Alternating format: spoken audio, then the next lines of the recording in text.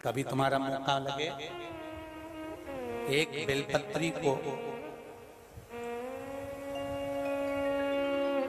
हाथ में लेकर, कई माताओं की आदत रहती है चंदन से ओम लिख देती हैं, श्री शिवाय नमस्तुभ्यम लिख देती हैं, नमः शिवाय लिख देती हैं, उमा महेश लिख देती हैं, राम लिख देती हैं, कृष्ण लिख देती हैं। कई माताओं की आदत रहती है।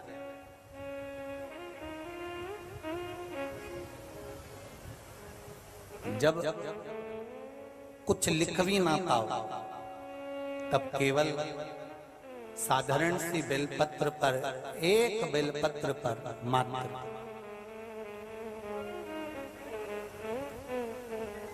आप स्मरण करना कि ये बेलपत्र में शिव है, यहाँ नारायण है, यहाँ ब्रह्मा है, ये डंडी के बीच में मेरी माँ जगत जननी 64 योगिनियां विराज रही हैं, यहाँ नीचे की पूरी डंडी में 33 कोटि देवी देवता विराज रहे हैं।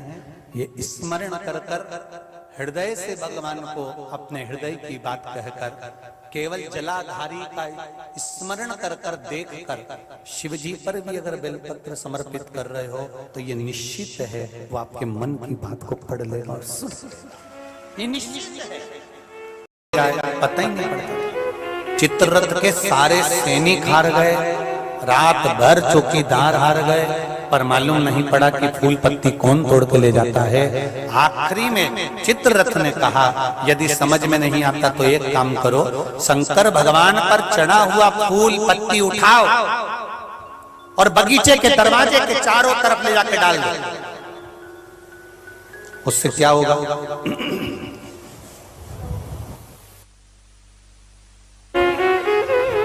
उससे होगा क्या? जब बगीचे के चारों तरफ आप फूल पत्ती को भगवान शंकर पे चढ़े हुए निर्माल्य को ले जाकर डाल दोगे, शिव जी पे चढ़े हुए निर्माल्य को चारों तरफ ले जाकर डाल दोगे, अगर कोई फूल तोड़ने वाला शंकर जी के चढ़े हुए निर्माल्य को लांग जाएगा तो उसने जिंदगी में जितना पुण्य करा होगा वो समाप्त हो जाएगा, समाप्त हो जाएगा तो पकड़ा जाएगा। हो सकता है उसने बहुत सारा पुण्य इकट्ठा करा हो इसलिए हमारे पकड़ाई में नहीं आ रहा। कितना सुंदर संवाद है, जरा ध्यान दीजिएगा। शिव मंदिर के अंदर भगवान शंकर के मंदिर में, शिव के द्वार पर शंकर के मंदिर में तुम अंदर जा रहे हो, किसी की थाली की बेलपत्र पड़ी हुई है, किसी का सामान पड़ा हुआ है। पहला निवेदन है अंदर प्रवेश करने से पहले वहां अगर कोई निर्माल्य पड़ा है शंकर जी पे चढ़ा हुआ तो उसको पहले एक साइड ठंडे करने में रख दो, उसके बाद तुम अंदर प्रवेश करो। क्यों? भगवान शंकर का निर्माल्य अगर लांगा जाता है तो हमको दोष लगता है और हमारा पुण्य समाप्त हो जाता है, पाप बढ़ना प्रारंभ हो जाता है। पुण्य की समाप्ति।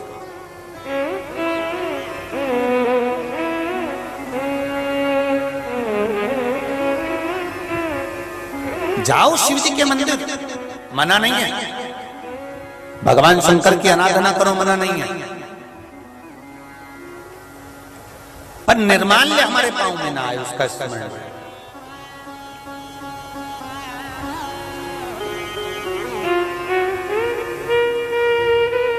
एक जरासी पूरी परिक्रमा गणेश जी ने कर ली थी शंकर भगवान की। किसने करी थी?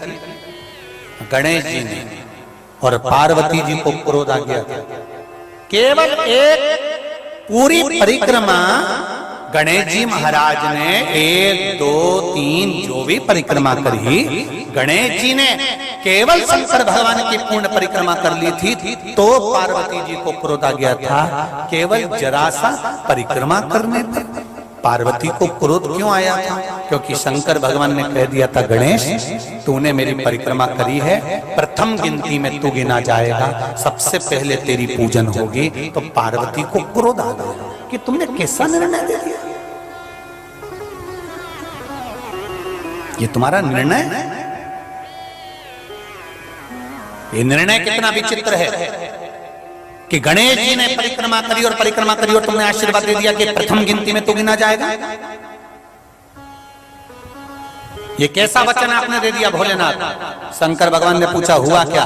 पार्वती जी बोलती हैं षडानंद कार्तिक के मोड़ पर बैठकर परिक्रमा करने गए हैं। गणेश जी ने बुद्धि का परिचय दिया है, तुम्हारी परिक्रमा करी, तुम पिता हो, प्रसन्न हो गए, मना नहीं है। इतने भी भोले मत रहिए महाराज कि कोई तुम्हारी परिक्रमा करेगा और तुम जो मांगेगा दे दोगे।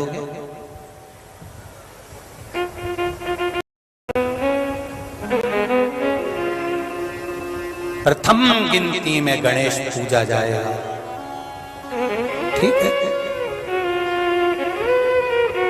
मेरे बेटे कार्तिक का क्या होगा?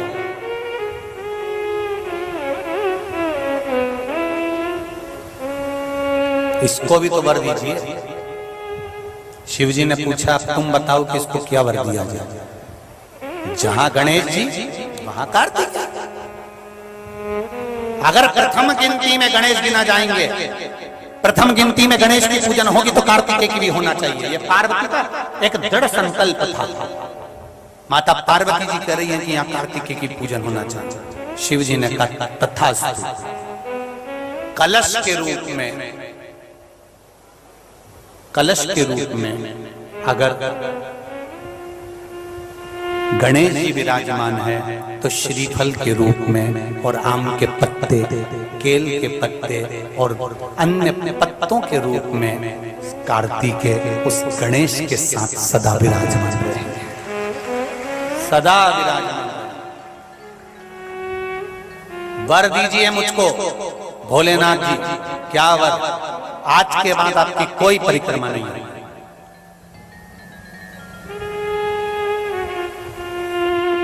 शिव जी ने पूछा क्यों?